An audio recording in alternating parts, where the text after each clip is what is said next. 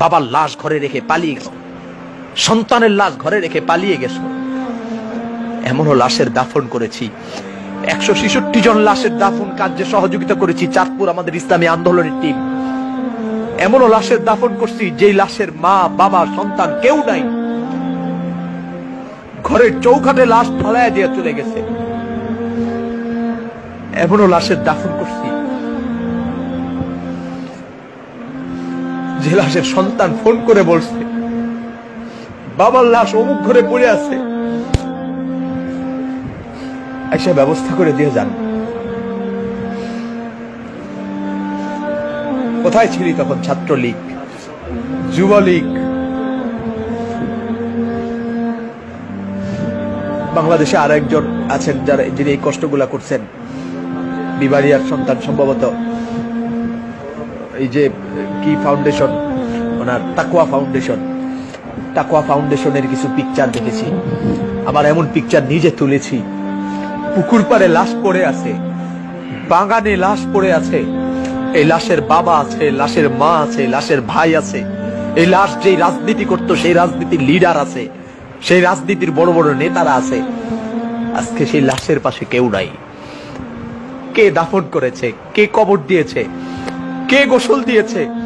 এমনও লাশের গোসল এই 2 হাত দিয়া দিয়েছি। গোসল দেওয়ার সময় তার গায়ে 108 ডিগ্রি জ্বর ছিল, 108 ডিগ্রি জ্বর ছিল গোসল দেওয়ার সময়।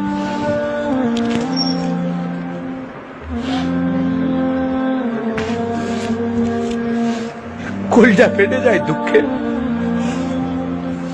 আজকে এমন এমন ব্যক্তির বিরুদ্ধে যাদের নির্দেশে ওলামায়ে কেরাম এই কাজগুলো করতে, যাদের নির্দেশে আমরা এই কাজ করছি,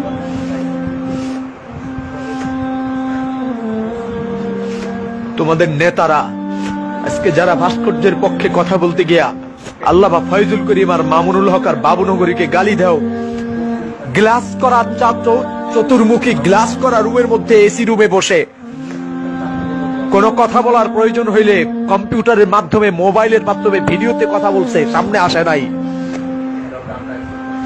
কিন্তু প্রতিটা লাশকে কাঁধে করে গোসল দিয়ে আদর যত্ন করে কবরে রেখেছি। কোন সেবার কমতি ছিল না। আমাদের ঘরেও তো বিবি আছে, আমাদের ঘরেও তো আমাদের মা আছে, আমাদের ঘরে আমাদের বাবা আছে। কোন বাবা চায় না তার সন্তান অনিশ্চিত ভবিষ্যতের দিকে চলে যাক। কোন প্রিয়তমা বিবি চায় না তার প্রিয়তম স্বামী অনিশ্চিত গন্তব্যে চলে যাক। যতটি লাশের দাফন আর কাফনে রওনা হয়েছি, বিবি কিছু সময় চুপ ছিল, নীরব ছিল, জবানে বলতে সাহস করে নাই যে যায় না। কারণ সে জানে সে এমন এক স্বামীর ঘরে এসেছে যে স্বামী ইসলাম মানবতার ব্যাপারে কোনো ছাড় দেয় না, মানবতার প্রয়োজনে এগিয়ে যায়, ইসলামের প্রয়োজনে এগিয়ে যায়, দেশের প্রয়োজনে এগিয়ে যায়।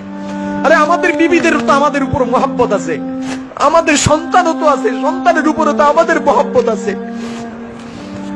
তোরা বের হোস নাই, কিন্তু আমাদের সন্তানের মহব্বতকে আমরা তালাক দিয়েছি, বিবির মহব্বতকে লাথি দিয়েছি, বাবা মায়ের মহব্বতকে বাবা মায়ের জায়গায় রেখে দিয়ে বেরিয়ে গেছি তোদের জন্যে। 166 জন লাশ চাঁদপুরে যাদেরকে দাফন করেছি, এদের মধ্যে অসংখ্য লাশ ছিল, অনেকগুলা লাশ ছিল যারা ছাত্রলীগ করেছে, যুবলীগ করেছে, আওয়ামী লীগ করেছে। কই আওয়ামী লীগের কোন নেতাকে তো পাই নাই, যুবলীগের কোন নেতাকে পাই নাই, ছাত্রলীগের কোন নেতাকে পাই নাই। এতগুলো কষ্ট বুকে চাপা দিয়ে রেখেছি, নিজের জীবনকে বিপন্ন করে করোনার লাশ দাফনে এগিয়ে গিয়েছি, কাঁধে বহন করেছি, হাতে বহন করেছি, নিজ হাতে ডলে ডলে গোসল দিয়েছি। আজকে আমাকে জুতা মারো, আমাকে দেশ থেকে ভাগায়া দিচ্ছ, আজকে আমি মৌলবাদী, আমি রাজাকার, আমি পাকিস্তানি, তো তুমি ভারতকে সমর্থন করার জন্য তুমিও বাংলার অপরাধী, তুমিও যুদ্ধাপরাধী, তুমিও দেশদ্রোহী। একই অপরাধে যদি আমাকে দেশ ছাড়তে হয় তো এর আগে তোমাকে দেশ ছাড়তে হবে। আমি যে দেশপ্রেমিক এর কোনো সন্দেহ নাই, আমার অসংখ্য প্রমাণ আছে, এ দেশে আমার অবদান আছে, আমার বাবার অবদান আছে, কিন্তু তোমার কোনো অবদান নাই। তুমি শুধুমাত্র আওয়ামী লীগ এই নামটাকে পুঁজি করে তুমি তোমার পেট বাঁচাচ্ছ, তুমি তোমার সন্তানের আহাল পরিবারের পেট বাঁচাচ্ছ। এই দেশে তোমার কোনো অবদান নাই, বরং অবদান আছে লুটতরাজ দিক দিয়ে তুমি শ্রেষ্ঠ, ধর্ষণের দিক দিয়ে তুমি শ্রেষ্ঠ, খুন করার দিক দিয়ে তুমি শ্রেষ্ঠ, মানুষের হয়রানি করার দিক দিয়ে তুমি শ্রেষ্ঠ, মানুষের হক নষ্ট করার দিক দিয়ে তুমি শ্রেষ্ঠ। এগুলোর দিক দিয়ে তোমার অবদান আছে। তুমি সাবধানে কথা বলো।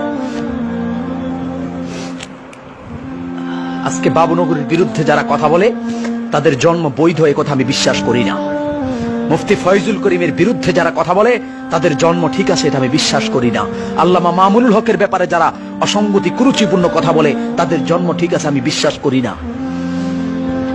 কুল জাল হক ওয়া যাহাকাল বাতিল ইন্নাল বাতিলা কানা যাহুকা।